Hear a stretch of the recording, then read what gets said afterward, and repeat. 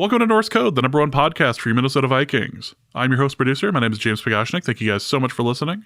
And at the other end of the tin cannon string, we have our analyst and co-host. You know him from numerous blogs and podcasts around the internet, most notably from the Wide Left Substack. He is Mr. Useful Human, Arif Hassan. Arif, that was quite the Jets game. While I am sick of watching the Jets in primetime, I will say that my favorite part of the game wasn't the amazing catch, but it appeared to be that Adam Schefter was using an illegal stream of it to watch the game. That was incredible. Well, I mean, so I do doubt that Adam Schefter does his own screen capture and just gets sent screen capture. But I like the idea that Schefter, who ESPN not only has given, I think I want to say it's 8 figures. It's a biblical amount of money. Right. So not only that, but ESPN pays for, I believe, all 3 of his phones, and they pay for a driver for him so that he doesn't have to drive to work so he can be on the phones during the drive. Kind of like, Philip Rivers situation. Naturally. Work on the commute. Yeah. The first example that you'd go to for that. It would boggle my mind that all of that is true, but ESPN couldn't stretch for Amazon Prime. Yeah, say, hey man, I know you got to figure parent, it out. And Schefter's like, I'm not paying for this. I know it's a parent company, but still, we're not. Yeah, okay, Disney. I know that you were starting to compete a little bit with Amazon, but you gotta let our sports reporters watch Thursday Night Football. That's just part of the deal, Disney. No, they will not. They will watch the sequel to Hocus Pocus tonight. They will not watch the game, or they will not watch the original. Amok. Absolutely ridiculous. Yeah, seeing that and a streaming, I guess you could call it, host or provider that I happen to follow on the account actually tweeted at them and went, "Hey, you're using our stream. Awesome." Yeah. That's amazing, right? And it could have been a stream that we'd be able to say on the show. Grandma streams or East Stream or whatever. Don't use any of these. It's illegal. I wouldn't ever recommend illegal activity. No. But no. It's just so perfect, man. And the other thing that really got me was the kicking tonight, specifically for the Texans. And John Christian Kaimi Noah, Loa Meka Ike, Oka Kuma Pa'a. Fairbairn, it was a 49-point swing tonight, and it was ridiculous after that stupid penalty. I have never seen, I don't think, someone get that penalty and then it helped them. It was absolutely ridiculous. Outstanding series of events there. The way that they I understand why you would give up the point, but what in the world? Unbelievable. My guy Fairbairn. How could you? All right, Fairbairn, who you've always respected. I've always respected. I've drafted him on multiple Hell League teams. That's true. I hold him to a higher standard than most, quite frankly, for kickers. It's unfortunate. I did not appreciate, and the wind in that stadium anyway kind of blows things around in a weird way. Perhaps they shouldn't have built their stadium in a swamp or next to an airport. I don't know, but the way that thing is built, it's just the wind blows things around anyway. It's just hard. It's just annoying. Glitchy Lauren did the math, 48.6 point swing that went down there. So yeah, not a fan. Lauren is way more useful than we have every right to expect of anyone. That's wild. You're useful. Congratulations, you're a mod now. It's great. Well, welcome to this episode of Norse Code. Hope you guys are all doing well. We have a game to preview. We will be going over to an interview that Arif conducted earlier today about what's happening with the Colts on Sunday night. We also have a trade to go over as well. The Vikings traded for Cam Robinson, and we'll be discussing that as well as the mailbag. But before any of that, thank you guys so much for listening to Norse Code. If you enjoy the show and would like to help us out financially, there's a couple places you can go. You can go over to patreon.com/NorseCode for $3.50 a month or a little less for the year subscription. You get access to the bonus episodes, you get access to Discord, all of that. We actually just put out an episode a couple days ago over on Patreon. Bonus stuff. People seem to have enjoyed it. There's some roasting between the two of us. A good discussion, the original discussion on it's 4th and 12. What are they going to do? Run it, which I believe I put into the Discord as well when Charles asked about it. So yeah, that was fantastic, and a whole mess of other stuff is in there as well. So check that out. Patreon.com/NorseCode. A special thank you to Preston, to Henrik Westman, and Haley for signing up over on Patreon. Really do appreciate it. Thank you guys so much. You can also go to paypal.me/NorseCode as well for a one-time donation, or you can go over to norsecode.threadless.com for any number of wonderful pieces of Norse Code merchandise. Shirts, baby onesies, beach towels, stickers, all of these wonderful things can be found over at our Threadless shop, norsecode.threadless.com. And before we go any further, just a quick reminder, the live show in Eagan, December 12th, Union 32 Craft House, Thursday night, about 7:30, 7 o'clock, we will be there. We will be doing a live show. We'll be giving away 2 tickets to the Monday night game against the Bears. We'll be giving away a couple of other cool Norse Code things as well. I haven't decided if we're giving away a shower curtain yet. That might be outside of our budget, but we'll see. I have something to confess. When you mentioned the dates again for what is probably the 40th time, I freaked out a little bit because I did just book a flight in December that is not the Christmas flight to Vermont. I was like, wait, did I... But no, we're safe. We're good. It's literally in the show notes you look at every single time we record. I mean, look at it is like pretty tough because my eyes skip right to the mailbag to see what I have to. I didn't even notice that you hadn't originally put in the Cam Robinson trade analysis. My eyes go straight to the mailbag just to see if there's anything I have to look up. I'm gonna start putting orange text. No, orange text is what I can't read. No, I'll start putting red text in here. We both can read the red text. that'll be how we handle this moving forward. So, but yes, Union 32 Craft House, December 12th, Eagan, Minnesota. Be there. It was so much fun last time. We're gonna do it again. So check us out. We are gonna be giving away 2 tickets to the Monday night game. So, all that aside, let's open it up and discuss a little bit on Cam Robinson, who the Vikings traded for. He was with the Jaguars. And the first thing that you can say about the trade is that it looks like the Vikings aren't paying very much at all for this. And I'm a little surprised someone else didn't try harder to get him. Yeah, I wonder if Cam Robinson forced the Jaguars' hand, because it sounded like he kind of wanted out, I guess. And it also sounded like the Jaguars kind of didn't necessarily want to trade him.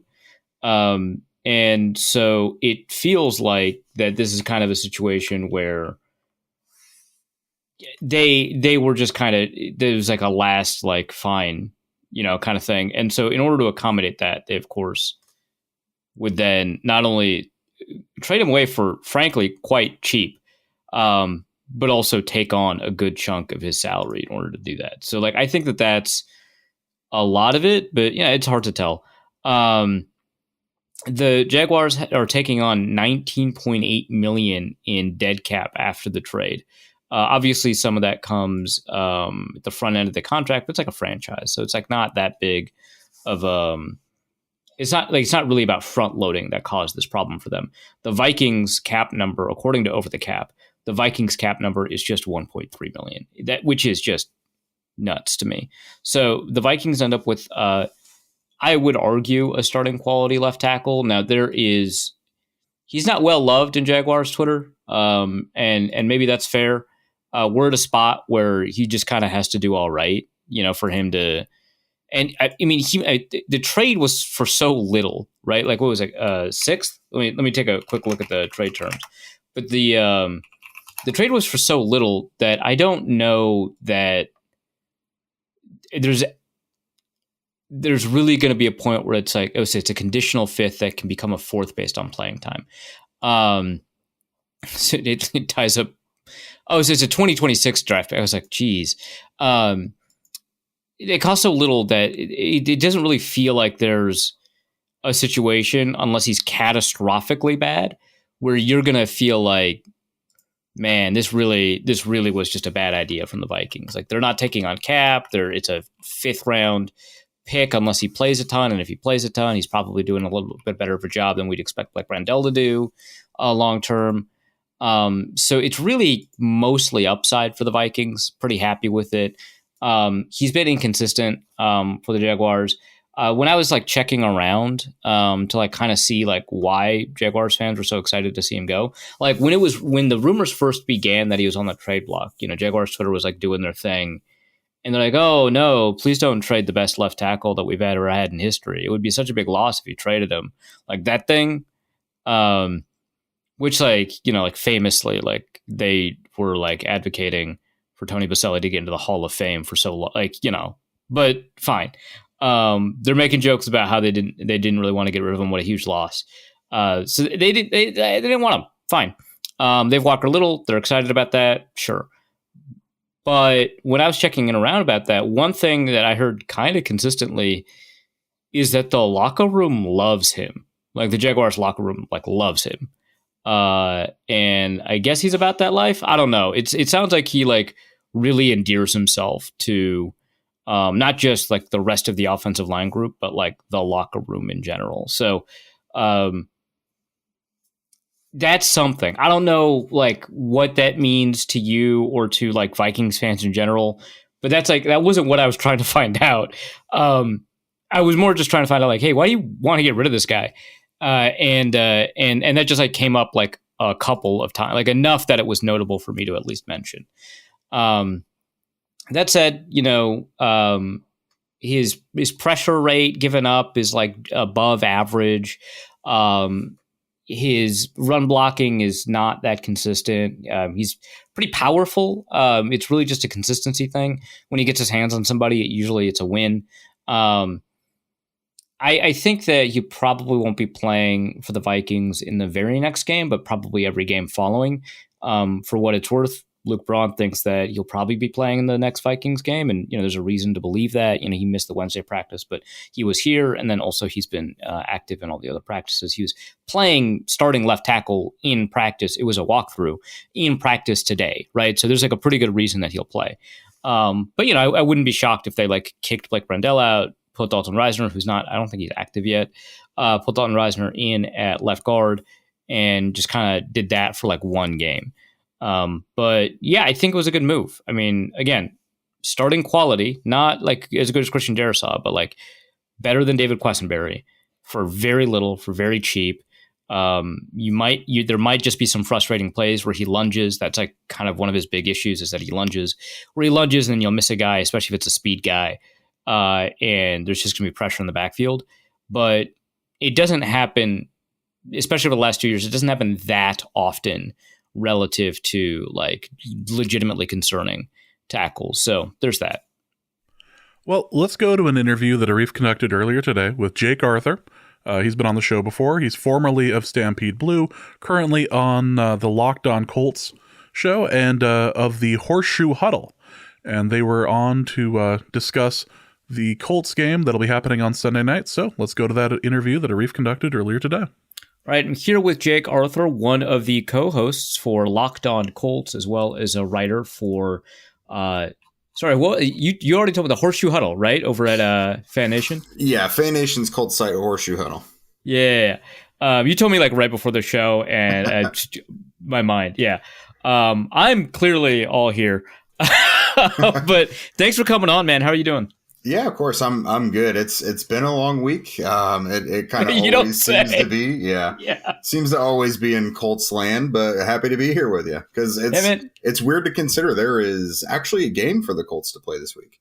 Yeah, and he got flexed, right? I think they knew what news was coming down the pipe. Yeah, it's they said that. It's like, are you guys sure you want to do that? Yeah, I was so confused. I was like, hey, man, I kind of get why you'd want to flex a Vikings game, because at the time they did it, the Vikings were undefeated. But I don't know if I'd flex, no offense, that Vikings game. Yeah. It's like Anthony Richardson is not exactly on a heater, and you're putting him up against Brian Flores. I don't think that's going to do what you want it to. But maybe they knew. Maybe they had an understanding of what's coming down. So obviously, the most important element of this matchup is rehashing the 33-0 halftime loss from the Colts. I actually a bit of a luxury, I guess. I barely remembered that game heading into this game. I only remembered because the Colts tweeted out like a Halloween theme. Well, happy Halloween, by the way. A Halloween themed like cartoon where what's the name of the mascot? His name's Blue. Very, very original. Where Blue is like chopping down the door, Shining style, and the Vikings mascot quote tweeted it with nothing scarier than a 33-0 lead at halftime. I was like, Jesus, man. So it's two references to that now. But obviously the real key news here is not, some game for the coaching staff's not even there anymore. Quarterback's not there anymore. But the quarterback change, right? From Anthony Richardson to Joe Flacco. So this morning I was on the Minnesota Football Party and I described Anthony Richardson's play as someone like, he only has, so the tweet that I have is that he only has like 6 good plays a game, but like 3 of them he's getting screwed by his teammates. And I was like, yeah, he's playing poorly, but his teammates are also playing poorly, and it's like kicking a diseased dog. Like, it's unnecessary, right? Yeah. Dan Orlovsky tweeted, I think yesterday, that like his film is substantially better than the box score, and it's like, yeah, that is technically true, I think. But he wasn't playing well at all, right? Yeah, I mean, he definitely had some dots he was throwing. He was throwing some really good balls. Incredible lasers. Yeah. Yeah, no, and that's what he does, the downfield stuff. But even if a lot of those were being completed, it's still such a boom or bust, unsustainable offense. There's really no short to intermediate rhythmic stuff involved in it. It's literally, all right, are we about to hit this 22-yard, flag route or not? And then you get a whole bunch of 3-and-outs, 4-play, 5-play drives, and your defense is on the field for an enormous amount of time because you can't sustain drives, because if you're not getting these big shots or Jonathan Taylor isn't carrying 4 defenders with him past the sticks, your drive's over. It's a group effort. I mean, Anthony, his accuracy and timing and anticipation at times wanes, but you see a lot of guys, the 50-50 balls, they're not coming down with those a lot. Some guys aren't even really getting separation. Even guys like A.D. Mitchell, who are getting separation, aren't finishing the plays. And it's like, if him being benched is all just based on merit and based on play, then he's not the only one who would deserve to maybe take a seat briefly.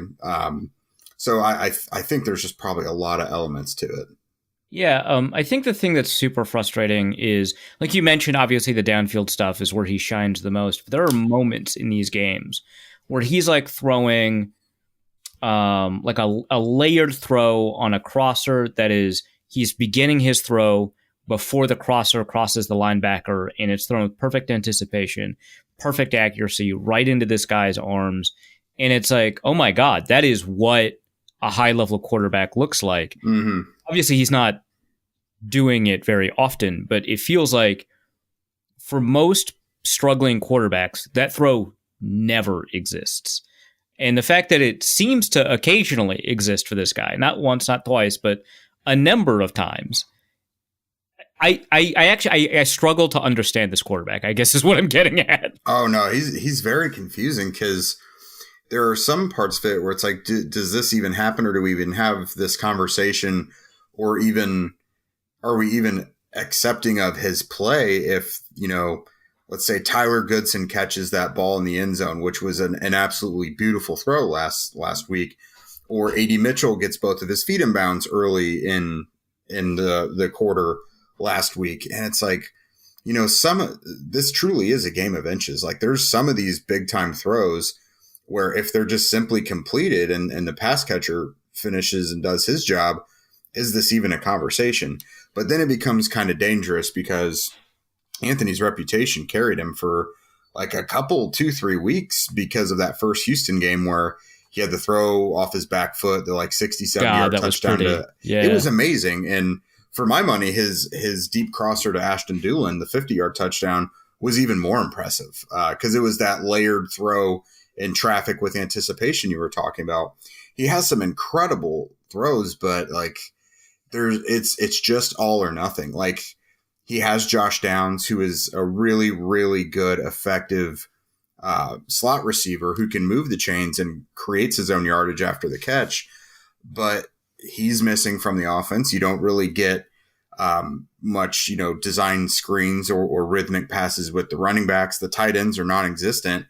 And I don't know if Shane Steichen as the play caller just doesn't make those primary, functions of the offense because he doesn't think Anthony can do it, or it's just stuff that Anthony bypasses because like they are out there. Those plays are there to be made, but it's so much downfield work. And it's like, is that because that's what he is most effective at? Or you just don't think he could do the little things?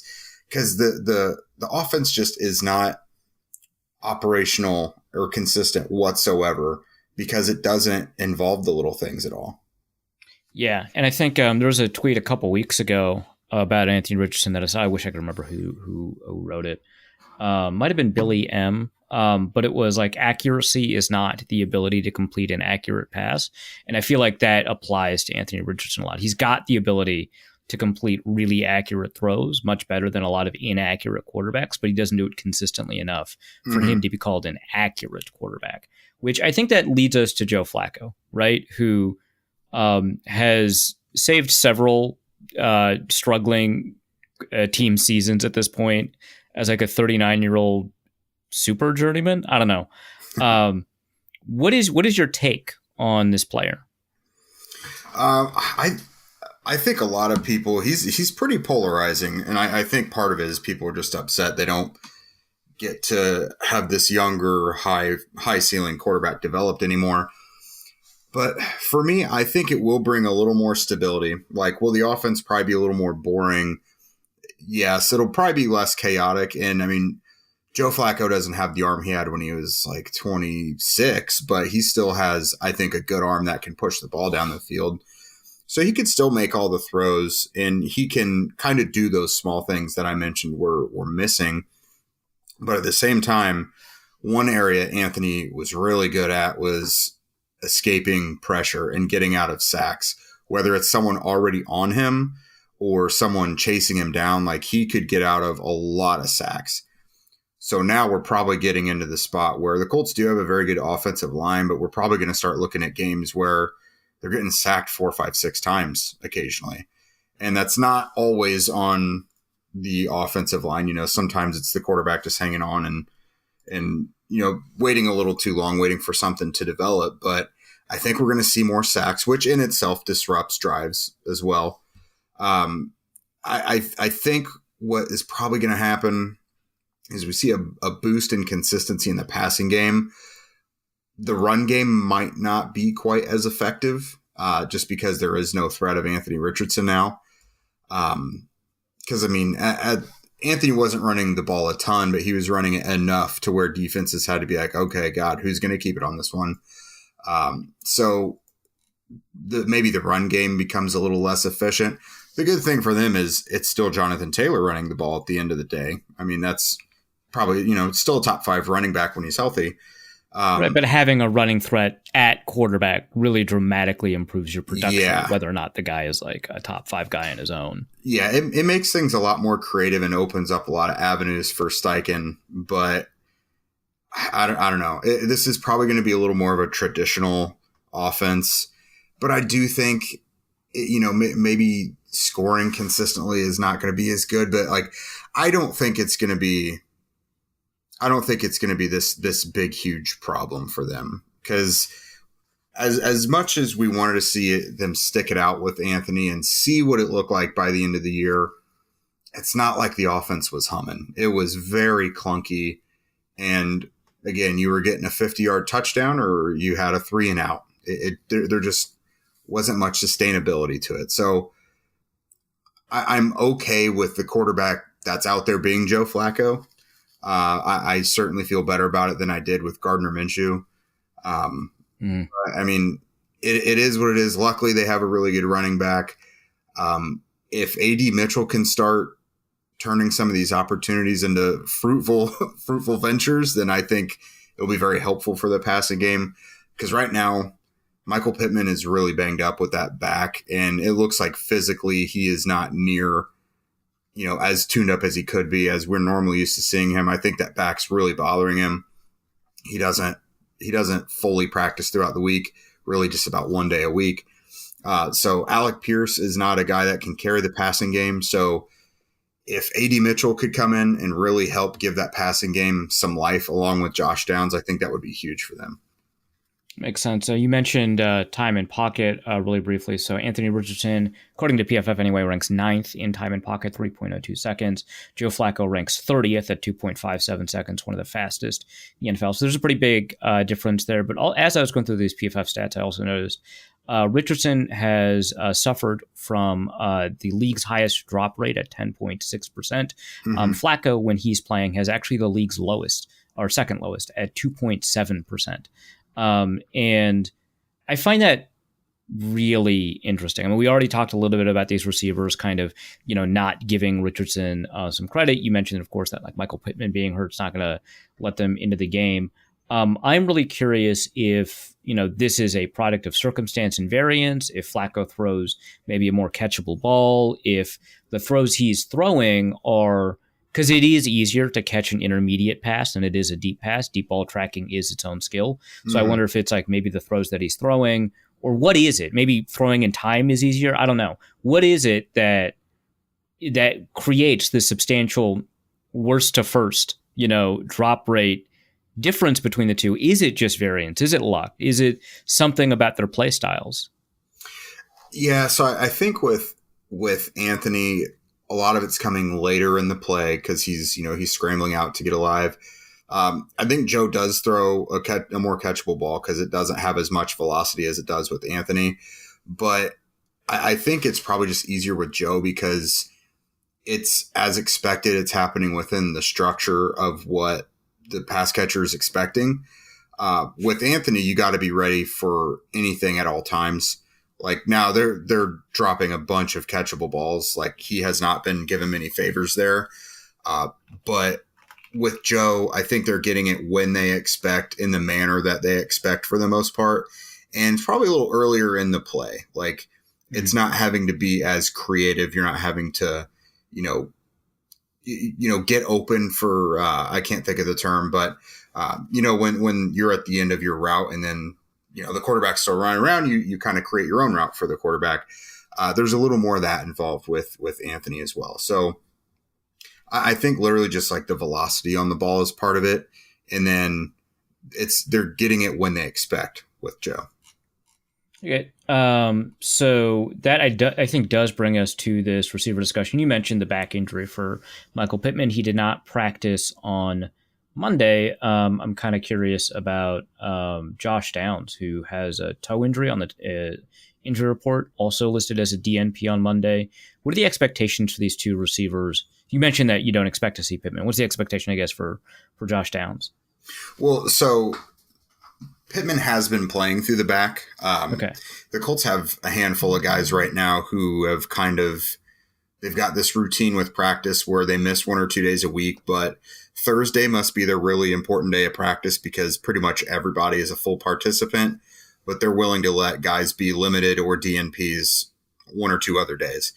And the last couple weeks, Downs has been that. He misses Wednesday. He's got like a turf toe thing, I believe. Pittman's lower back there's like 3 weeks ago, I think, there was talk about him maybe even going on IR.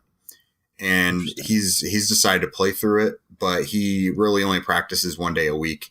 I imagine they'll both play just because so far this is what it looks like every week for them. They miss some practice time, by design. They get their work in on Thursday, and then they may be, Pittman's probably not going to practice tomorrow, but it would be normal for Downs to do that.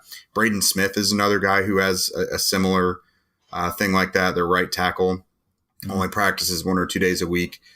They rest, DeForest Buckner and Grover Stewart a day. So they are starting to be very cautious with some of these guys throughout the week so that they can be prepared to play on Sunday. And then you mentioned Alec Pierce can't carry an offense on his own as a receiving weapon. Can you expand on that? Because, obviously, from a profile perspective, I mean, he's got height, weight, speed. He was a reasonably well-liked prospect coming out of the 22 draft, second-round pick, I think. What is it about his game that makes him kind of less of a carry-the-load kind of option? Yeah, so his thing is really the deep work. He's really good at beating press and getting the separation and getting downfield. But he's not a super fluid, bendy guy. He's not going to have a super vast route tree where he does a bunch of stuff, with double moves or, getting over the middle of the field. He can get those deep crossers and things like that. But generally, he is a downfield threat. He does not get a lot of short or intermediate work. He's averaging 1 million yards per catch, and he's already had 2 or 3 games where it's 100 yards on 2 or 3 catches. So that's just how he's used, and that's what his strengths are. He beats guys deep, and he gets the ball a lot more now this season than he ever did before because he never had the quarterbacks for it. But this is a matchup now with Joe Flacco and Anthony Richardson both like him downfield a lot. The problem with it is a lot of games Pierce is not really getting targeted until the fourth quarter. Now he was targeted a time or two early last week. It just didn't work out. He has had a couple plays that he could probably want back. He had an outright drop last week or 2 weeks ago, and then had 1 or 2 that he just wasn't able to come down with the 50-50 ball last week. So he's a specialized player. He has a use, but it's not a do-it-all type of thing. Michael Pittman Jr. is much more that guy for them when he's healthy.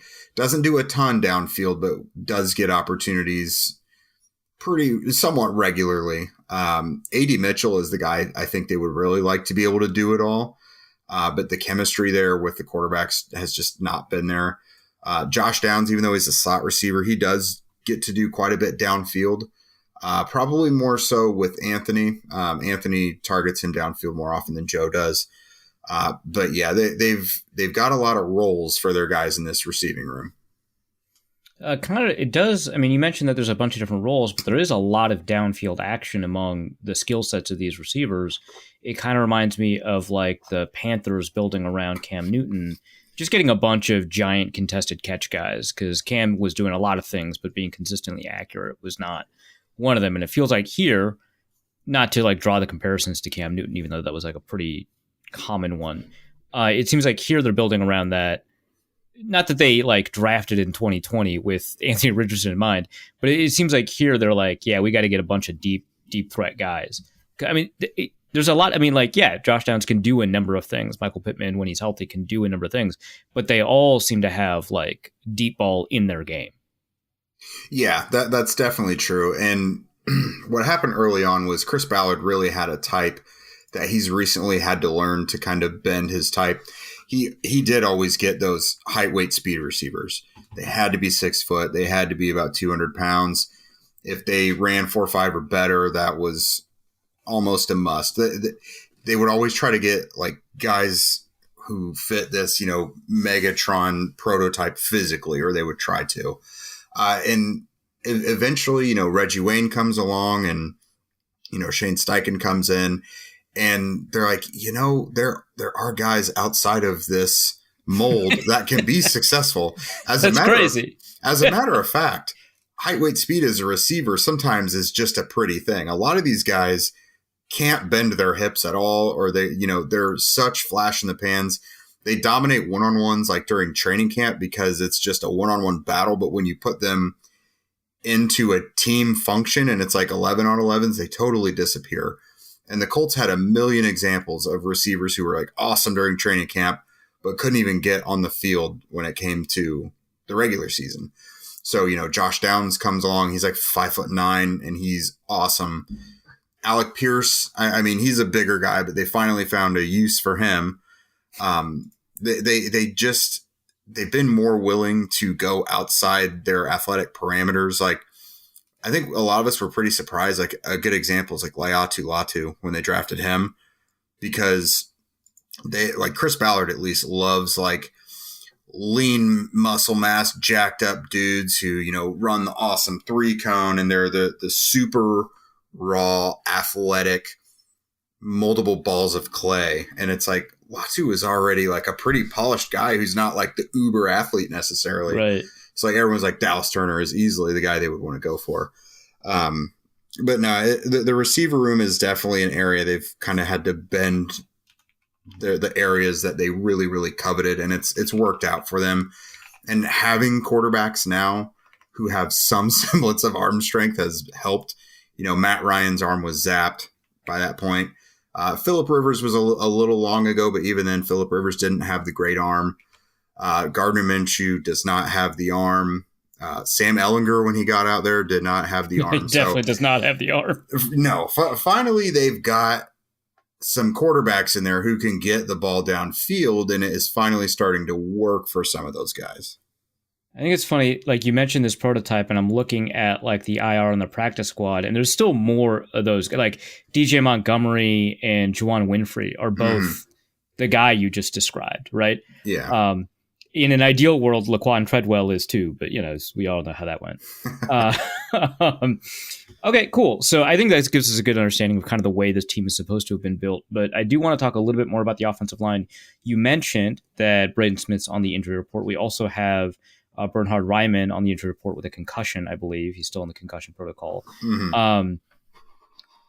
How likely, I mean, obviously you don't know what the concussion recovery is, but just, your feel on how the Colts feel about this. How likely is it, do you think, that like Raimann is going to be able to play? Because that feels huge to me.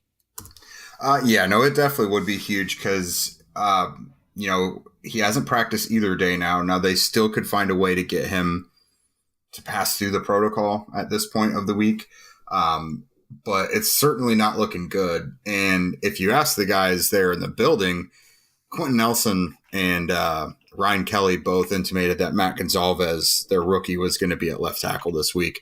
Now that might have been with the asterisk of if Raimann can't play, but it certainly looks at this point like it's going to be Matt Gonzalez getting the start at left tackle. Braden Smith will be out there at right tackle. I would be pretty surprised. He's on their injury report, but like I mentioned, he always is. Mm-hmm. He still had a rough game last week. Houston really kind of throws a lot of challenges at them up front. They're down to a rookie undrafted right guard as well. So they're going to have two rookies starting there. Ryan Kelly's missed some practice time as well this week. I don't expect him to miss the game. I mean, he talked to us today. But Tanner Bordolini has had to see plenty of action for Ryan Kelly so far this season. But almost with certainty, it feels like there's going to be at minimum two rookies on the line this week. I do find this line kind of interesting just because I haven't watched like obviously a ton of Colts football, so excuse me. But I don't blame you.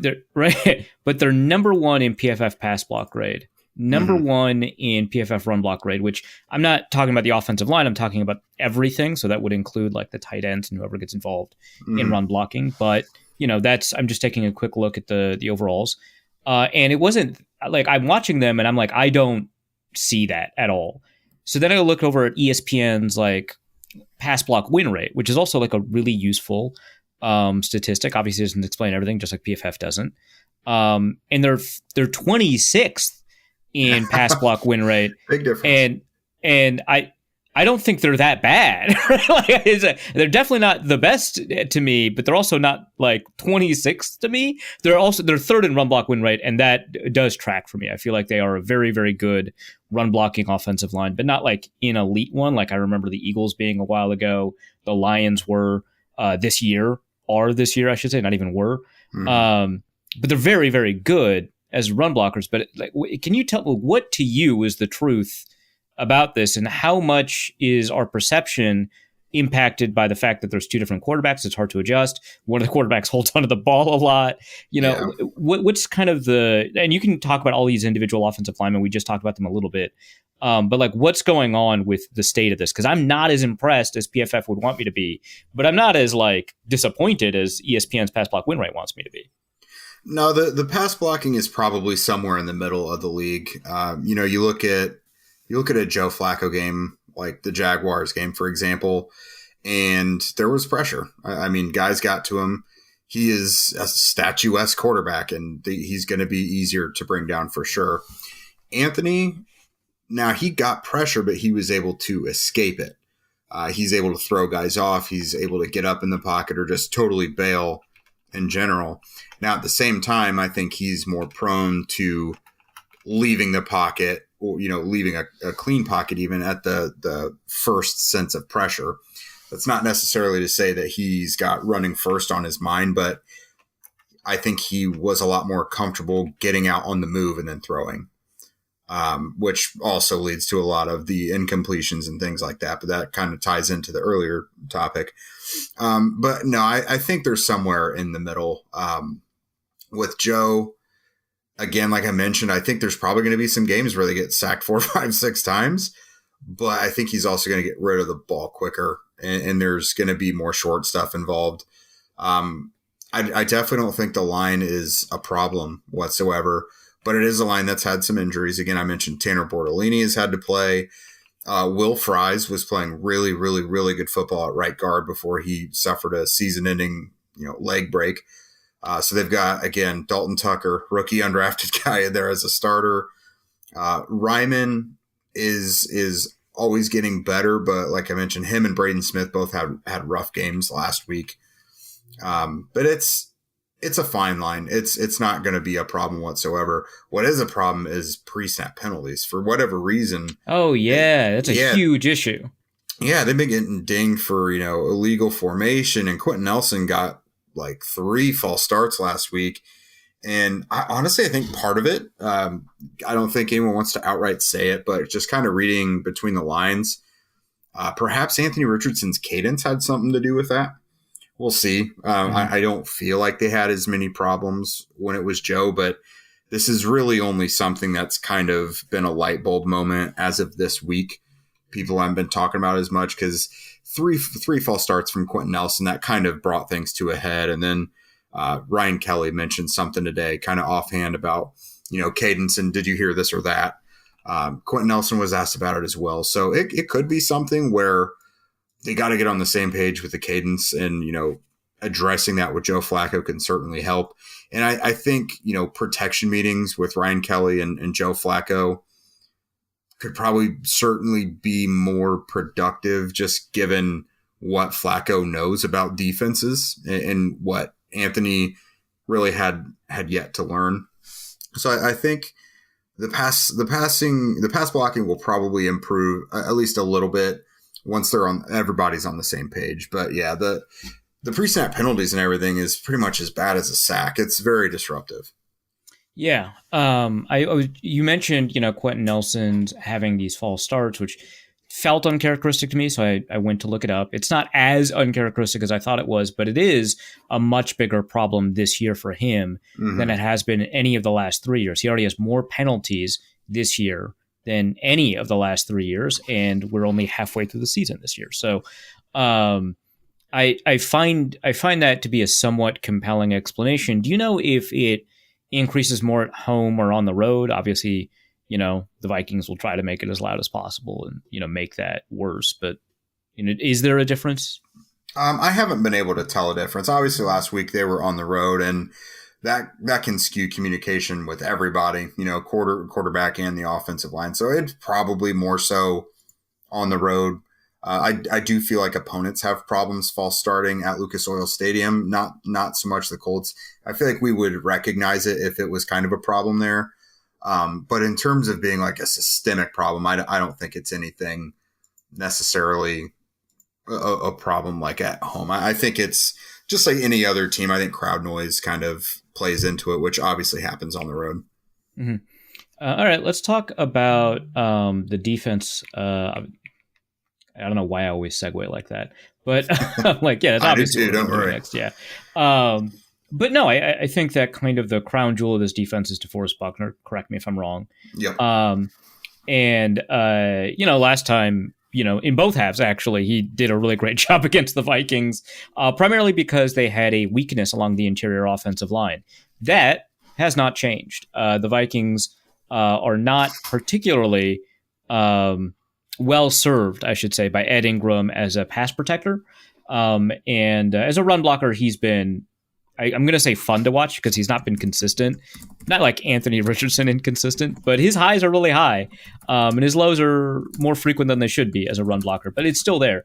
But, I'm looking at this defensive line and I totally forgot how much investment there is, because you've got Odeyingbo, you've got Kwity Paye, you've got Latu, you've got the Northwestern defensive tackle / end. Adetomiwa. Yeah. Adebawore, right? I think I nailed that. Yeah. And then obviously this is not an investment, but this is a former first round pick, Taven Bryan. Look, he's athletic. I'll just say that. He's better at backup 3 tech than when you need him to be the starting nose tackle. I'll say that. That follows. So has that investment paid off? I mean, aside from the DeForest Buckner stuff, I'm not seeing like a lot going. I mean, Latu's act does look good, but for the most part, I'm not seeing like a lot going on here in terms of like production. Yeah, so Buckner is the only guy who's like steadily every year awesome. Like, unfortunately, he was on IR. He's back now. Last week was his first week back, but he, of course, looked great. Got a sack in his first game back. He's the absolute heartbeat of the defense. It's very hard for them to succeed when he's not out there. But otherwise, it's just kind of it's like a hornet's nest more so. Buckner is the only guy who's like truly dominant. Last year was a good example. They had over 50 sacks. But it was very much a group effort. They had like 4 guys who had at least 8 sacks. Dio is productive in spurts. Latu. We're thinking Latu is probably their next true like alpha pass rusher. They had one with Dwight Freeney and Robert Mathis, and then Justin Houston at the tail end of his career. But they really haven't had like a top dog pass rusher on the outside. And it's looking like Latu could develop into that. He's obviously a very polished player, and the injuries really haven't been a thing to this point. But yeah, otherwise it's a group effort. Dio Odeyingbo, he goes on really dominant stretches of like 3 games in a row where he looks unstoppable. And he's kind of in the middle of one of those right now.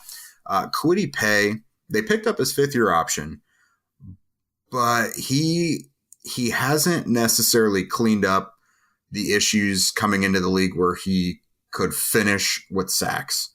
He gets pressures. He gets quarterbacks moving out of the pocket, but he doesn't come down with a lot of sacks. He is coming off a career year, so like he has steadily improved in that department, but he's still, I think he's a better run defender than he is a pass rusher right now. And that's still very, very useful. Especially when you're down as much as they are. Because like Samson Ebukam, he had an Achilles injury in the preseason, and he was their leading sacker last year. He had 9.5 sacks last year. And at one point, the defensive line looked incredibly deep because, they're coming off a 50-plus sack year. They set the Indianapolis era of single-season sacks for that team. So wait, when are you saying the Baltimore Colts had more in one of these years? Yes, the Baltimore wow. Colts record is like in the 60s or something. But yeah, that's crazy. Since 1984, playing 12 games, dude. That's insane. Oh no, well, they had like Gino Marchetti, and they had some absolute dogs in the Unitas era. But I mean, since Indianapolis in 1984, that was the most prolific pass rushing year they'd had, and again, that's includes Dwight Freeney and Robert Mathis, and then so it was a really good group that then added Laiatu Latu. But then Ebukam goes out for the year. Now he's designated to return because he's got the Achilles. But I mean, I think that's wishful thinking. They're like, if we get into the playoffs or like the AFC Championship, maybe we can bring him back. That's what that is. Yeah. But I don't think he's coming back this year.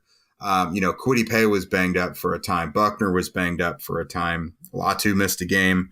They've dealt with an insane amount of injuries on the defensive line. Tyquan Lewis is on IR right now, and that's a guy who only played like a third of the snaps last year, but was wildly productive in his pass rush snaps. Plus, he's a decent run defender. So it's still a decent group. They played really well last week. I think they kept CJ Stroud on the move quite a bit. Produced probably the worst game against the Colts that he's played, and it was still a good game, but like he normally slaughters them. But it's still a productive group. It's just not as good as it could be because of the injuries. Okay, that's understandable. You mentioned Kwity Paye. I remember liking his rookie season, so my impression is that this is a guy that was better than I thought it'd be, because I thought it'd be like a developmental pass rusher, better than I thought it'd be his rookie season, and then just kind of plateaued really quickly. Is that like maybe a fair, like he didn't develop the way I thought he would? Yeah, his development's been pretty slow. So he has improved like all of his numbers each year, like his tackles for loss and sacks and QB hits and all that stuff improves each year. But it feels like there's always something that then puts a halt to it. Like he'll get an ankle sprain, or, he'll get some sort of injury that disrupts him for like at least a few weeks on end. And then that's kind of the end of the progress for the season until the next year. He's coming off a pretty decent game. Like there was a few times you could notice him being the first guy there pushing CJ Stroud out of the pocket. So like he's still productive, but I don't know that he's ever going to live up to like that first round billing where he's going to get you like 12 sacks a year. I mean, we're still looking at 10 sacks a year for him. Like he hasn't even reached 10 yet. So yeah, I mean, I still think he is a good player to have. He's just probably not the guy. Right. He's not going to anchor and he's not going to anchor your pass rush. Okay. Yeah. Like if he misses the game due to injury, it's not good for the Colts defensive line. Yeah. But he's not that dominant player that you hoped he probably would be by this point. Well, let's talk a little bit about this linebacker group. I mentioned the heavy investment along the defensive line. Seems like the inverse of that. Of course, we are in the post Shaquille Leonard era, so that might be part of it. But EJ Speed, 5th round pick, Zaire Franklin, 7th round pick, both I think playing well above their pick slot, but still, I wonder if this is an intentional choice by the Colts, where they're like, linebackers don't really change the game that much unless you have a Fred Warner. Or is it just like, hey, we just haven't gotten around. We got to fix this part first. We haven't gotten around to this. Like, what is it more, and how is this linebacker play? So they have been very good in the Chris Ballard era of drafting and developing linebackers to the point where they have a good player, but then they draft his replacement, and then within a year or two, they can let that original guy walk in free agency, and the next guy's ready. But something disrupted their luck. It seems like they gave Shaquille Leonard that big contract, and to nobody's fault, he got like seriously hurt. But yeah, it sounds like it like impacted, like he just couldn't recover from that. Yeah, and I mean, obviously he's not in the league anymore, so he just was never able to get back to himself. But the amount of money they were paying him, they then could not. It made no financial sense to re-sign Bobby Okereke. And then he goes to the Giants and becomes an awesome linebacker. He would be leaps and bounds the Colts' best linebacker right now. Luckily for them, they found that Zaire Franklin would be a really active player and could play the run and keep things in front of him in the box really well. Now, he has started to kind of wane, I think. Those big plays aren't as frequent, and he's not really a guy that's going to perform well in the passing game. EJ Speed is very similar to that. Very productive tackler, but as we know, for linebackers, that can be pretty misleading. Like they're very productive in that department, but they're going to get beat in coverage. And both guys are kind of struggling to take advantage of the gaps that are open for them by the interior defensive line and get off blocks. And they're just not really productive at the second level. And it's kind of become a problem. Now they did draft a coverage linebacker this year in Jalen Carlisle, but wouldn't you know it, they just had to put him on IR last week. Jeez, man. Something in the water there? What's going on? Yeah, it's tough. They've kind of, it's like they ran out of their linebacker luck. Now, I don't want to make it seem like Zaire Franklin and EJ Speed aren't decent players to have, but it's quite noticeable when the linebackers are missing on the play. Like a great example is this last week when Joe Mixon had a really good touchdown run down in the red zone. EJ Speed gets taken out and put on the ground, and then Zaire Franklin basically trips over him.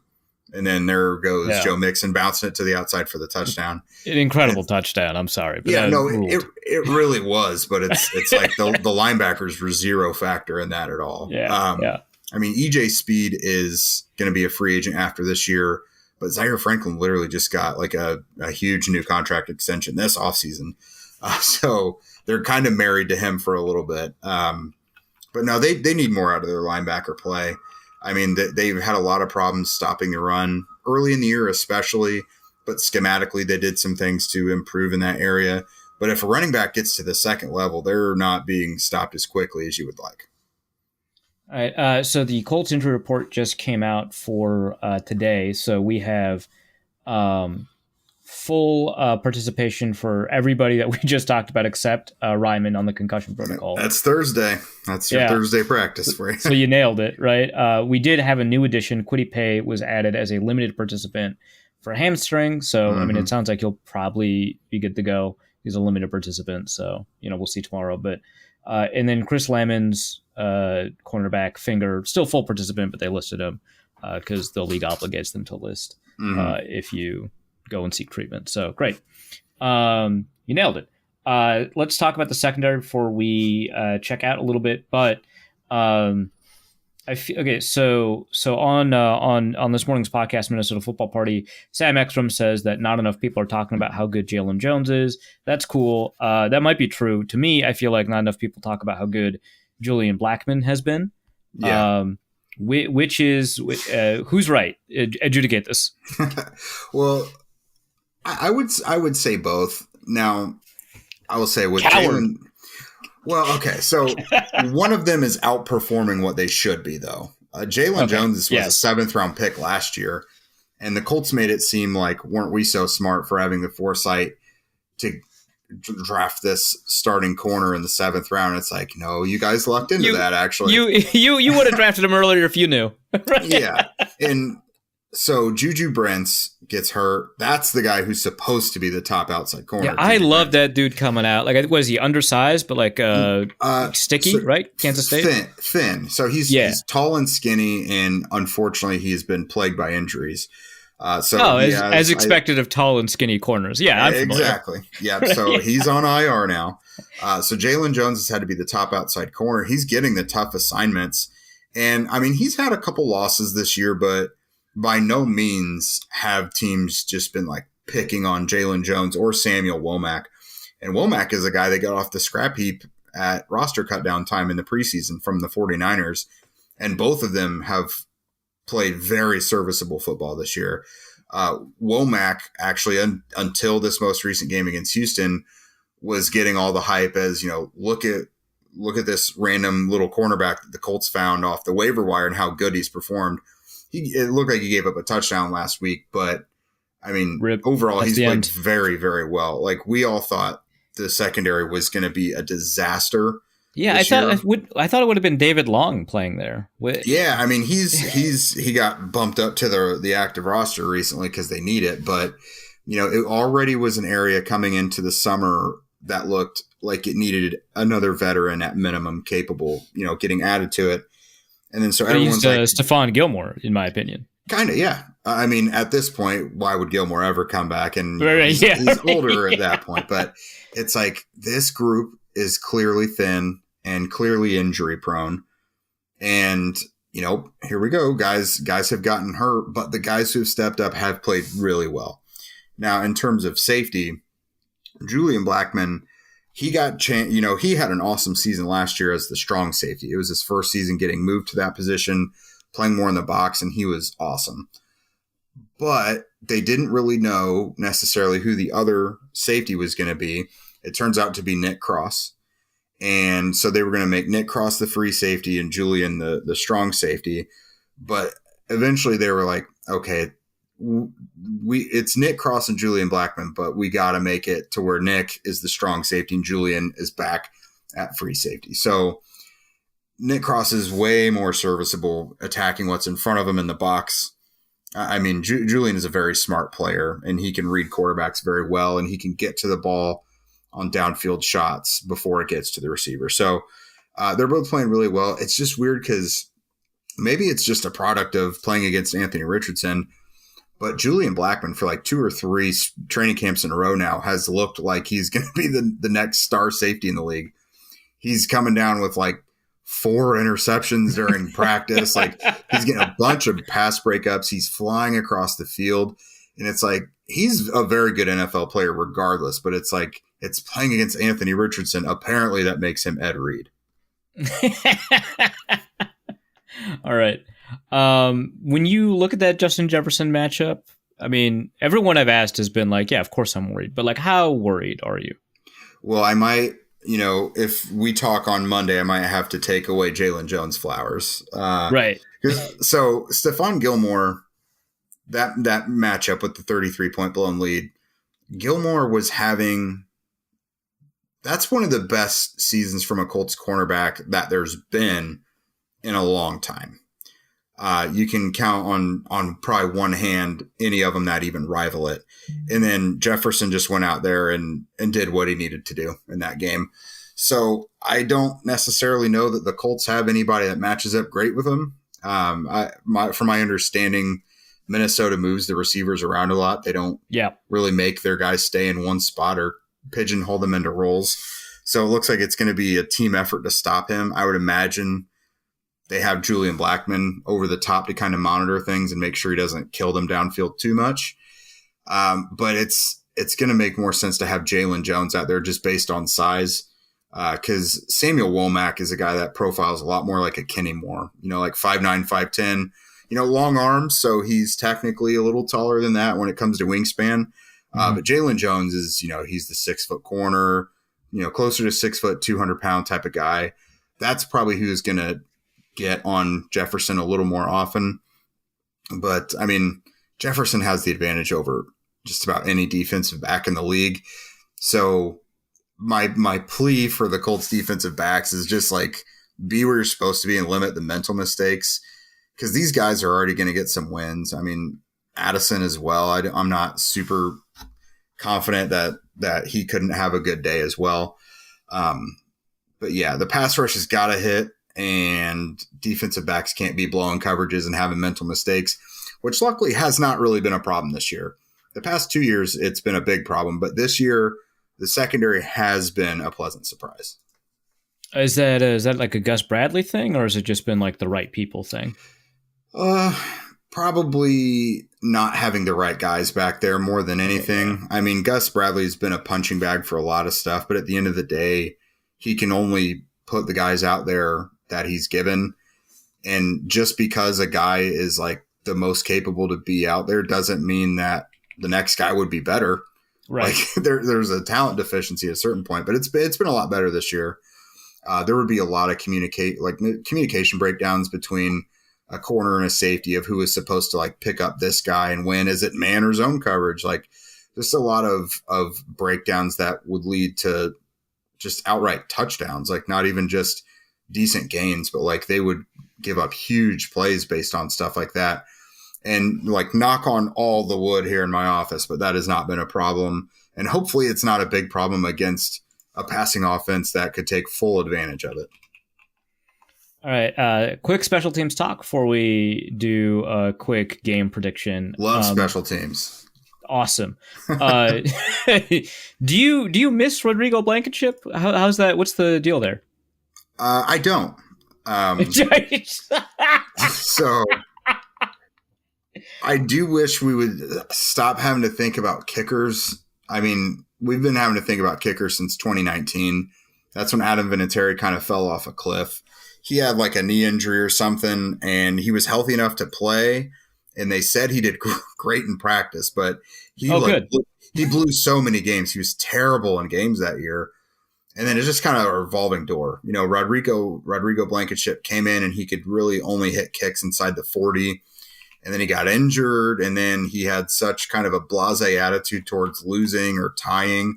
Like there was a game in a week one where they tied the Texans, and he missed a kick. It was like in overtime, or they would have won basically if he would have kicked. And he was like, "Well, at least we didn't lose." And it's like, are you out of your mind right now?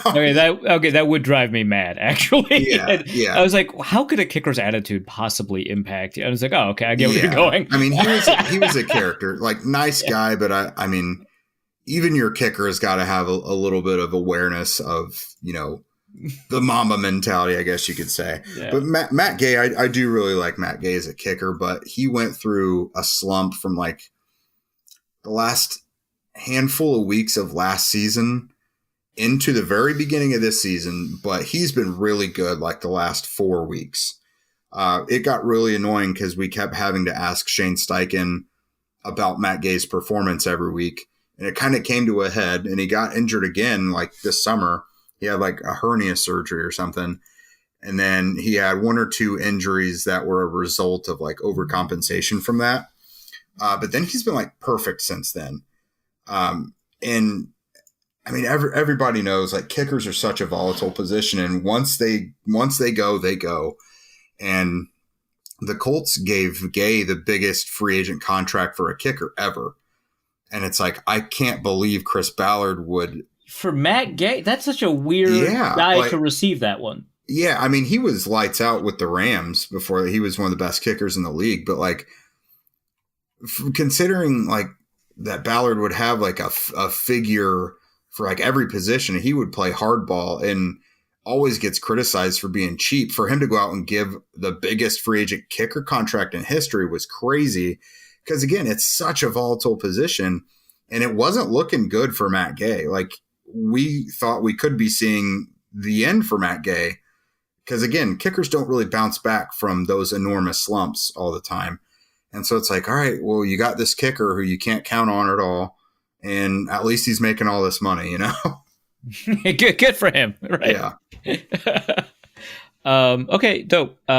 So I was trying to look up the odds, and I totally just got distracted by. It was like last I talked to Luke Braun from Locked On Vikings yesterday, and I think when he looked, it was like 5.5 for the Vikings. Yeah. Enemy of the show, Luke Braun. Yeah.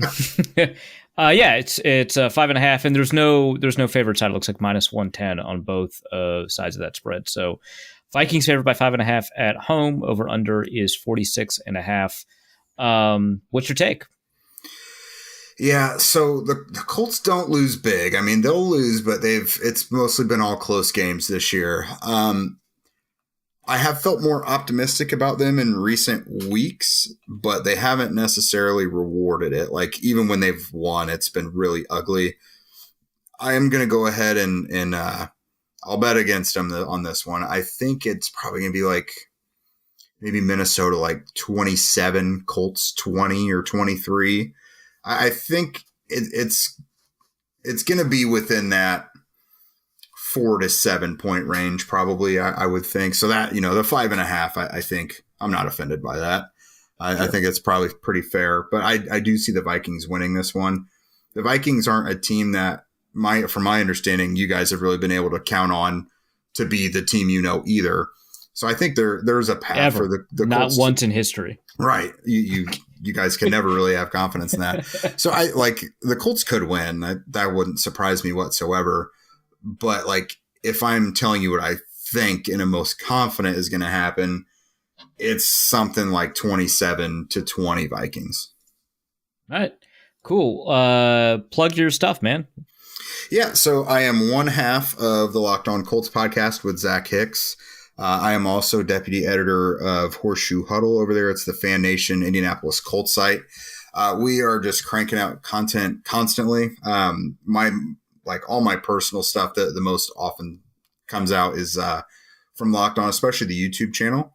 I get a lot of video from, there at the facility in the locker room talking to players and coaches. And obviously we're an everyday podcast as well. So I try to make both places, Horseshoe Huddle and Locked On Colts, kind of a one-stop shop for Colts fans. And, if you're a Vikings fan and want to do some reconnaissance on the enemy this week, then hopefully we can be a good stop for you. Yeah, go to Locked On Colts. You don't even have to listen; just download all the episodes. Hey, that works. Download them again. Yeah, that's what I do. Yeah. Thanks for coming on, man. Appreciate it. Yeah, of course. Thanks for having me. Always good when our paths cross. I mean, hopefully it's not some sort of historic loss. I mean, we asked Ryan Kelly about that today because he mentioned he got a win in Minnesota his rookie year, and we were like, oh, hey, no, you had that other game too. And he's like, what happened after that? Yeah, he's like, the entire 2022 season is something I don't really like to think about. Yeah, fair enough. Yeah, I'll give that to him. Even though he could connect with the coach having been a center, I understand. Oof, to a degree, I'm sure. Yeah. All right, man. Peace out. Yeah, thanks for having me. All right, let's go to the mailbag. And the first question is from Ben, who asks, is there a dumber trade rumor than the Stafford for Darnold one? This year, no. Every year it feels like there's like one that just seems extremely dumb and doesn't make sense. Yeah. Usually not related to the Vikings, but sometimes. But this has got to be the dumbest one this year. I sat there and like my younger brother had texted me about it and went, there's no way. And my only it was like 3 days before the game. And my only response was, why would you trade for the quarterback you're playing later this week? Let's because he's got all the secrets. He'll tell you the game plan. Let's just ignore all the like, oh, he's got this potential, or oh, he still has his arm, or oh, he's still got it. Let's just look at it logistically, because you know what hasn't been rumored since that game? That trade. Part of it is because they the won Rams the game, now but believe in themselves. Yeah, despite the fact that Puka got hurt again, but like. Yeah, but now they can't trade Cooper because Puka got hurt. It's like, what a just dumb set of rumors. But no, why would you trade for the starting quarterback to yours, who's, only at that point had only lost one game this year? Like, yeah, no, it didn't make any sense. So I was on the Shipcast, which is Pete Overzet's like live streaming / podcast, and watching the game live. And the first thing they asked me was like, hey, so like, what about these like Stafford trade rumors? And I was like already kind of getting sick of the question. I was like, yeah, man, the Vikings could use a veteran backup, but like I don't really think that the price will match the value there. Like it's just that's like where I'm at. Right? Like, why would they move on? Like, yeah, Stafford is a better quarterback than Sam Darnold. Sure. Why would they move on from Darnold? And like, how could it possibly be worth that price? Especially because like Stafford is likely to retire at a moment's notice. You wouldn't be getting a longer contract, right? Like that would make sense. Darnold has 1 year. Stafford has a longer, but like you wouldn't really be getting it. Like you don't have a long term, and you've still got JJ McCarthy. So like, what are you doing? So yeah, I don't know. That one like made no sense. The money barely works. Like Ben Gessling had to check to see if the money worked, right? Like I don't know. That was dumb. We were all dumber for it. And I like that the Pro Football Talk was like, we haven't verified this, but it's like, just stop. That was crazy, man. That was nuts. Like, hey, there's not enough here to run a story, but here's a story. Like, what? What are you doing? I haven't said something stupid about the Vikings in like 3 weeks. Let me take this opportunity. You douche nozzle. All right, let's go to Jack Rackham, who asks, after the last... I'm confident that won't mess up our iTunes rating.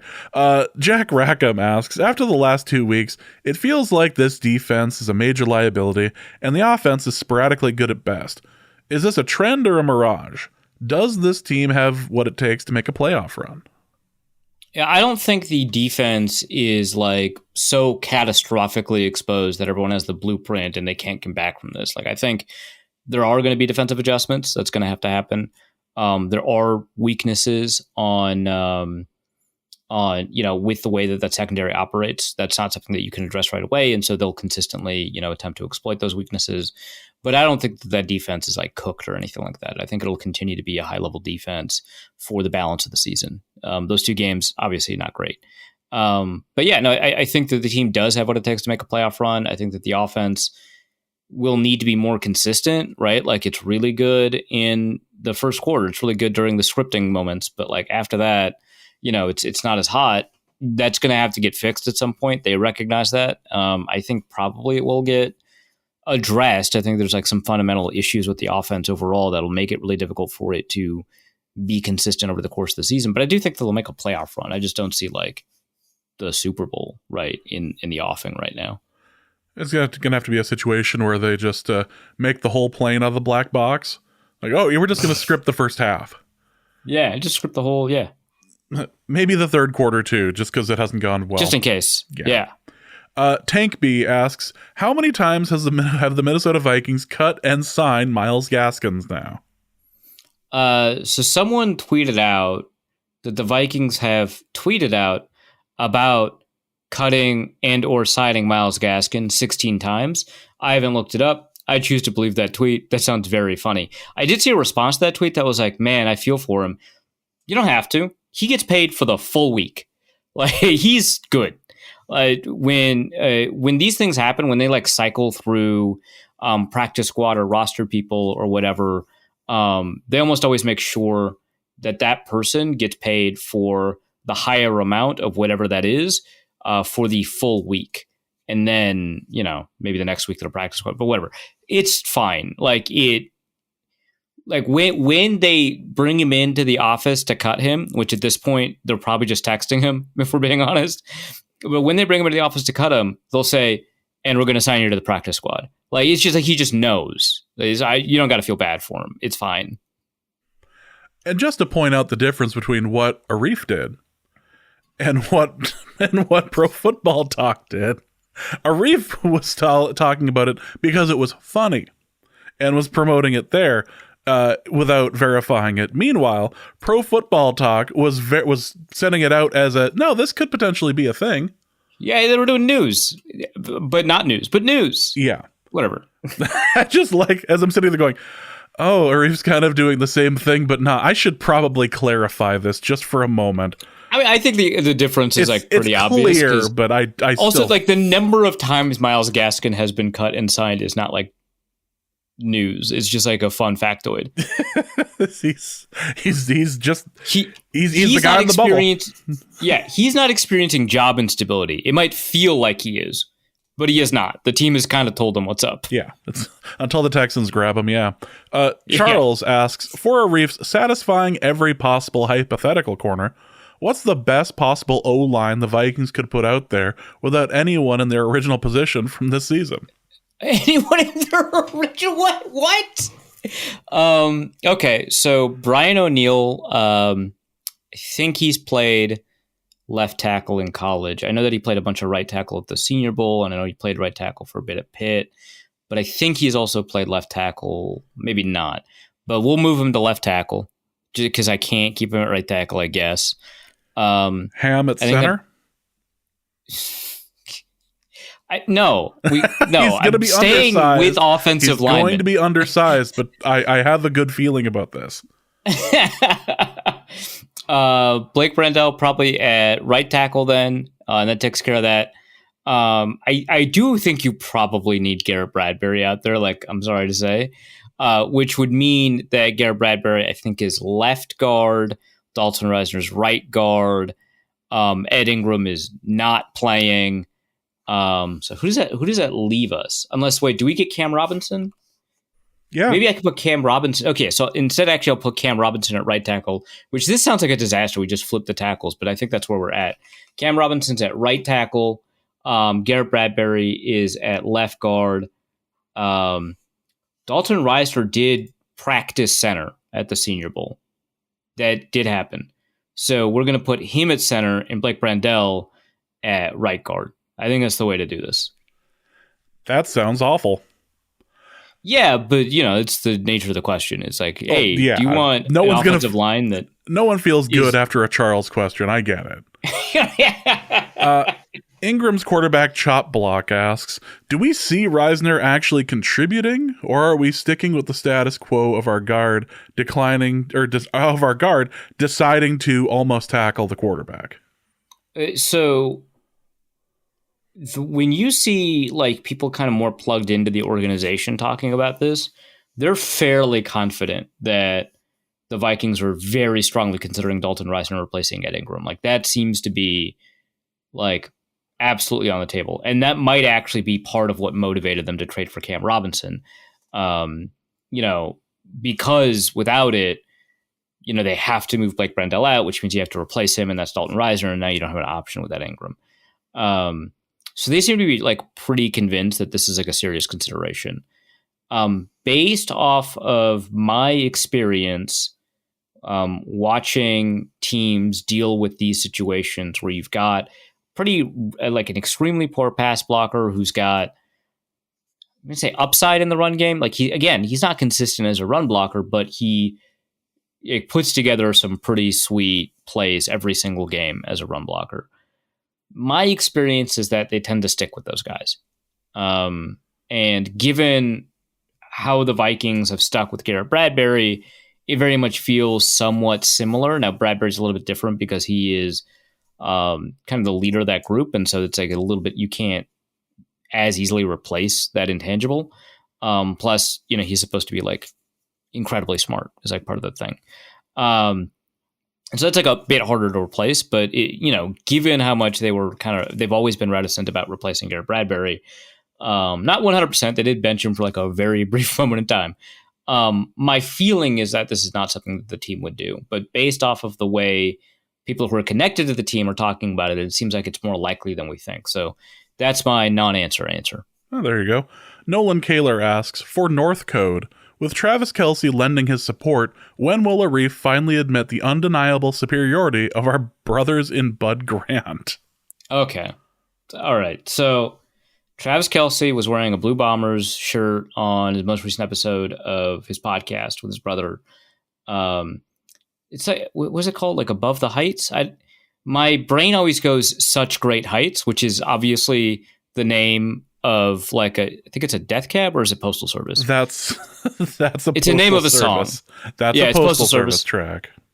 Okay, look, they're the same guy. Okay, like the same band, not the same act. But it's the same guy. They did go out touring last year as part of the same tour, but no, that's not the same crazy. band. That must have been really tough for the lead singer of both bands. Anyway, this is the angriest anyone has ever been about the Postal Service. That wasn't like concerned about early voting. Like that's okay. That's it. Cut the episode. That's the best joke we're gonna have the whole episode. Okay, no. It was the judgment I heard in your voice about confusing the two most confused bands in history. Like, it's fine, actually, James. It's okay for me to make. You know, when I originally heard Such Great Heights, it was the Iron and Wine cover from the Garden State soundtrack. Okay, that's my point of reference for that song. Okay. Anyway, Above the Heights, which is, I assume, the name of Travis Kelce's podcast. Do I Google to fact check? Sure, fine. Go ahead, Google it. Anyway, that was like the angry, fact check me. New Heights. New Heights. That's close. Not close at all. I'd prefer Gridiron Heights. I feel like That was also because when I first heard the name of that podcast, I was like, wait, isn't that the Bleacher Report thing? That did also take me a second. with the rookies with baby voices and yeah. Kyler Murray. Kyler Murray. Sounding like Barry White. So good. So anyway, he's wearing a Blue Bombers jersey and he says, I support but like, here's the deal. He was roommates with the current starting quarterback of the Blue Bombers. I looked up how to pronounce his last name. Zach Collaros. It looks like it should be pronounced Collaros. He should look into that. I'm not the one who's wrong here. Look, I just want to make sure because pronunciations are important on really Norse important. code. Yeah, no, it's I really just want to make sure this is a thing that we get I agree correct. that it's important, which is why I looked it up. So, all right. So he was just roommates in college. They both went to Cincy together. And Zach sent a bunch of Blue Bombers gear to him. And he's like, hey, we're about to be in the Western Conference Finals. If you could just say you support the team, that'd be awesome. And Travis is a bro, so he did it. So that's not a real support for our brothers and Bud Grant or whatever. He's not a true Blue Bombers fan. He's a true Zach fan. Yeah, it's like a Saved by the Bell thing. That's much more... Wow, that's much more of a bro thing and not so much a Screech thing. This is a pretty short mailbag this week. We're about to go off the rails, so let's go to a second jet has hit Drew Bledsoe, who asks, for the Pretty Sailor Guardians corner, was Arif able to find a skirt that both fit his 7'3" frame, but also showed off the correct amount of thigh for his Sailor Guardian costume? Okay, so... genuinely, this is how disconnected I am from anime, like for real, not the bit. I was like, wait, are they Sailor Guardians, like that's their title, or are they Sailor Scouts and then they become Sailor Guardians like through a Pokemon evolution or something? I don't know. And it bothered me enough that they're called Sailor Guardians that I looked it up. And according to the fandom wiki, the whole time they've just been called Sailor Guardians, which where did the Scout thing come from? I'm not the only one who thought, right? Like you've heard the term Sailor Scout in reference to Sailor Moon, right? Despite very rarely watching the show, I have heard of a Sailor Scout, yes. Okay, great. Anyway, no, you all saw my costume. I went as a 2017 Hyundai Elantra. It was on the Minnesota football party. That was my costume. So I don't know what you're all talking about. It was a steal of an outfit. Yeah, I was never actually watching Sailor Moon. I always dated people who watched it, so it was like always on in the background, but I never like watched it intentionally. So I'm no good here. But Beef Brewski has an important question for Arif's Demonology Corner. Which demonic entity has Ed Ingram consulted to sustain his continued playing time? Asmodeus? Paimon? Dare I say Azeroth? Okay, so demonology is not my expertise. In fact, no element of theology is, but were I to have one within theology, it would not be demonology. So I'm gonna do this as best as I can based off of a quick Google that occurred while we were having the Sailor Scout discussion. Let me be clear. Book that you signed at the live show, was that? I don't remember that, James. I feel like that tone implies that you do. I don't know what you're talking about. Okay, so my understanding of Asmodeus is that his like primary domain, of Asmodeus, his primary domain has to do with lust, and that feels, if you know Ed Ingram's history, that feels deeply wrong. So we're just going to skip that one. As for Paimon, I think that this one makes a lot of sense. So first of all, Asmodeus and Astaroth are like pretty high up in the hierarchies of various theologies that include them. Paimon, from my understanding, is not as high up. He's also a demon king, so it's, relative. But his deal is like reanimating the dead, having a little bit of a clairvoyance about the future, and creating visions, clearing up doubts. I'm clearly reading directly from the Wikipedia page. And I would say that kind of like fits, right? Like, I think that,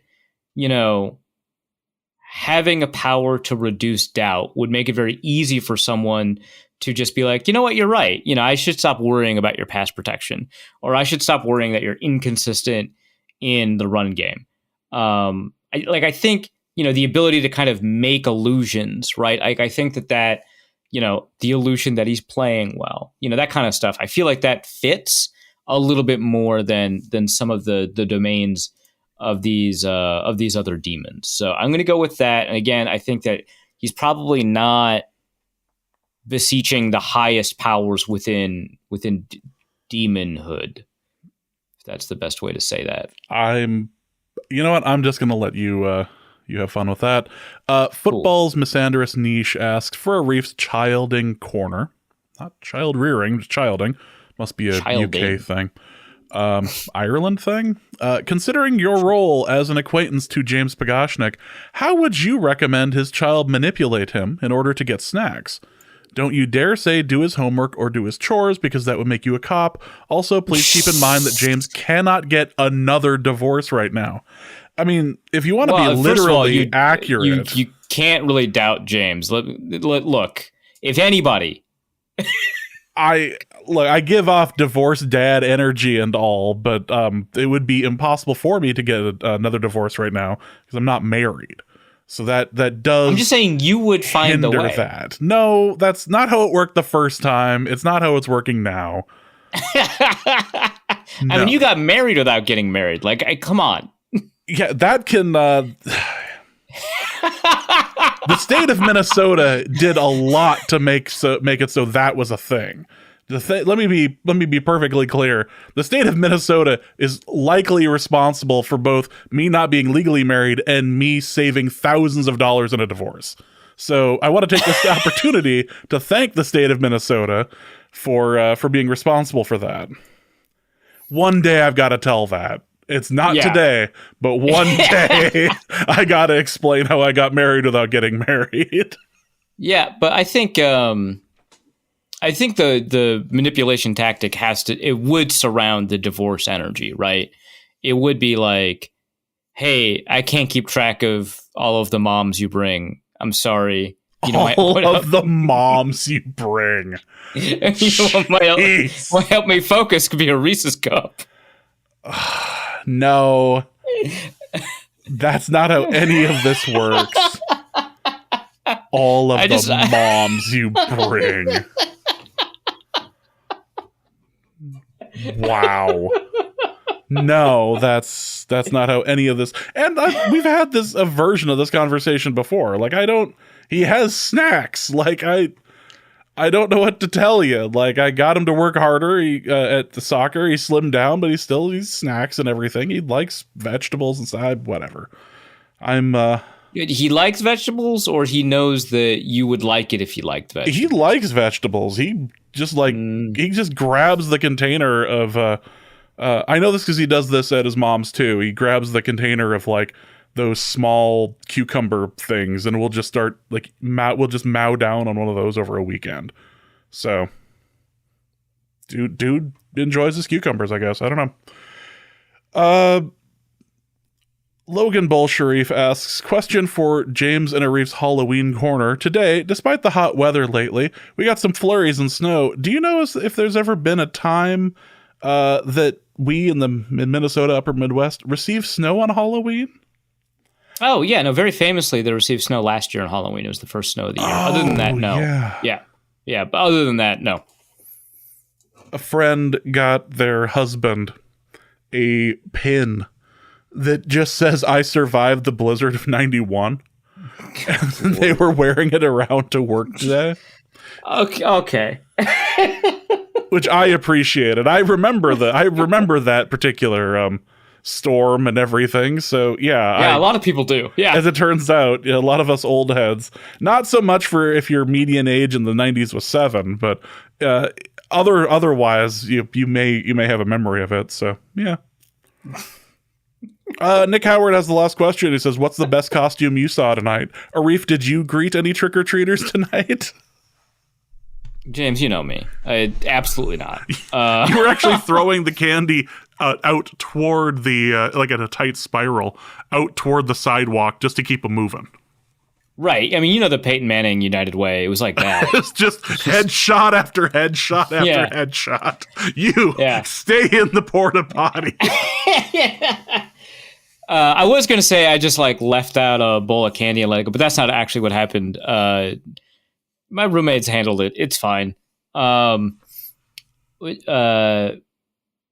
the roommates was dressed as a cat, but it was really just cat ears and a pink mask, like an N95 mask, but it's pink with a little smile drawn on it. And she was like, "Hey, why do people keep asking me like what I am? Like, I think I'm pretty clearly a cat." I'm like, "Okay, you're wearing a pink sweater, you've got a pink mask, and the ears are kind of pink. I think they think you're a pig." But which I don't think that's not like an insult. It's like a cute little just politicizing masks again. It's just ridiculous. No, it was all pink, and I was like, which is I don't think it's like an insult or anything like that. It's like a cute little pig, right? But she didn't like love that interpretation. It seems like so she just like took off the ears, and I was like, okay. Well, congratulations, you ruined Halloween for somebody this year. Great. Yeah, I didn't even like insult the child, and I still ruined someone's Halloween costume. No, I only saw one child's Halloween costume. I just happened to catch it while I was doing laundry. It was Ghostface. So that's the only answer I can give, unless you mean like on Twitter, in which case Asia Wilson dressing up as each character from Recess, that rules. That was amazing. There was some little kid who dressed up as Mr. Bean, and that's been making the rounds on social media. I'm really good. Glad with how that last consonant ended. Yeah, that's been going around on social media. That was actually really good. My son was running around as a taco, and that rules. He was absolutely enjoying it. And at one point, he ran into another taco at this big buddy tacos at this big Halloween thing that was happening on the south end of town. So we got like pictures of Taco Brothers. So that was kind of fun. But the one that got me was actually not tonight, but was last night. I was PAing at I was doing PA announcing for a high school tournament that was going on at the college. It wasn't last night; it was the night before, and they had dueling bands. Both high schools brought their band in, and the place was packed. It was a great game. This one went to overtime, and while they were setting up, I noticed that there was a kid walking around in an inflatable cow outfit. Like big, blown up, like you'd see like one of those like one of those dinosaurs, but it was a cow, udders and everything, and standing over by the drum kit. My only thought was that kid better be playing cowbell. That kid better be playing and sure enough, the moment they started, he was going like it was his moment. Bang, bang, bang. That rules. I took video. Dude was awesome. I'm the only one at the table who's allowed to not be nonpartisan. Like I'm the one person at the media table who's allowed to have be cheering for somebody, and I wanted that team to win so badly. Because I wanted to see my buddy the cow come back on Friday night to keep going. Like, if you win in a cow outfit, you're kind of obligated to come back the next game in a cow outfit. So, but sadly they ended up losing. But that was my favorite of the weekend. Was Cow Dude. So that was my favorite of the week. Arif, what do you have to plug? I feel like it has something to do with gambling. Yeah, so this is actually kind of funny. So I've got a piece about, you know exactly what I'm talking about. So I got a piece about how predatory companies that do fantasy football for money or gambling for money are, and I make a very strong assertion that a lot of the modern fantasy environment is gambling, and it's kind of silly that they're legally defined as distinct from each other. But I talk about how predatory they are, how they've got the ability to like ruin lives and stuff like that, how they kind of maximize that discussion. I've got a long history of like how we got here and the way that fantasy has developed over the past couple of years. And it's a very long piece that goes into all of that. It goes into the impact on players. It goes into the impact on gamblers, on fans who don't gamble, on media coverage, and on leagues themselves too. So that's a really long piece. It took a long time to work on it. And what's really funny is, so I published that piece, and literally like the very next morning at 10 a.m., I receive an email from one of these companies, and I was like, oh no. I'm going to have to deal with this. And it was, hey, Arif, just found your Twitter, thought you'd make a great partner for us. In Minnesota, it certainly seems like there are a lot of options right now to expand fantasy. And I was like, oh, you have no clue. Not at all. I didn't read the first page of the article at all, where you talked about turning down money. Nothing. Yeah, I was like losing my mind, and I think it's because I had a tweet like go viral today, like hit 30K. And again, it's always like those tweets that you put no effort into. It's like the one where Bo Nix calls Lamar Jackson somebody he grew up watching, and I'm like, bro, he's like 3 years older than you. That got 30K likes. I don't understand how Twitter works. So I think that's what happened, is that went viral. The guy sees I'm from Minnesota and like shoots an because it's in my bio, shoots an email. And I did email him back. Like I sent that to you, James, and then like it's like, I'll email him back. So like 8 hours, so it's like 5:30 when I email him. So I wasn't expecting a response right away. I still haven't received it. It's after working hours. And I was like, hey, I'm like down to talk, but you got to know something like really important. Which is that I wrote this piece, and I said these things in that piece. And you just got to be cool with that. And then, I don't know, we could talk, but it would be kind of funny if right after I published that piece, I did this. So look, you just got to know that. It's the Canyonero episode of The Simpsons. Krusty just goes on that big stand-up rant about gas guzzling cars, capitalism, all that, and then immediately gets offered a Canyonero ad, and he gets a car, and he just stars in the ads. Like, yeah, well, it turns out I was always meant to do this. Selling out has never been more fun. Canyonero. Immediately capsizes and catches on fire. Yes. What a great episode. So I got that gambling piece out. I'm currently editing a piece from Luke Braun on Anthony Richardson. So that'll be live by the time most of you are listening to this. But yeah, those are the pieces that I want to plug. Well, that is going to be it for this episode of Norse Code. If you guys have enjoyed it, we'll be back Sunday night to talk about the game. So for Arif, my name is James. Thank you guys so much for listening. And just remember, it's 4th and 12. You think they're going to run it here? And we'll be back on Sunday night. Norse Code is the largest and only division of Norse Code LLC. You can find Norse Code on the Daily Norseman, SB Nation's Vikings blog at dailynorseman.com. You can also find it on iTunes, Apple Podcasts, Stitcher, Spotify, Google Play, and wherever fine podcasts are aggregated. Our Vikings blogger extraordinaire and generally useful human is Arif Hassan of... And he can be found on Twitter at Arif Hassan NFL. I am your producer and host, and my name is James Pagashnik.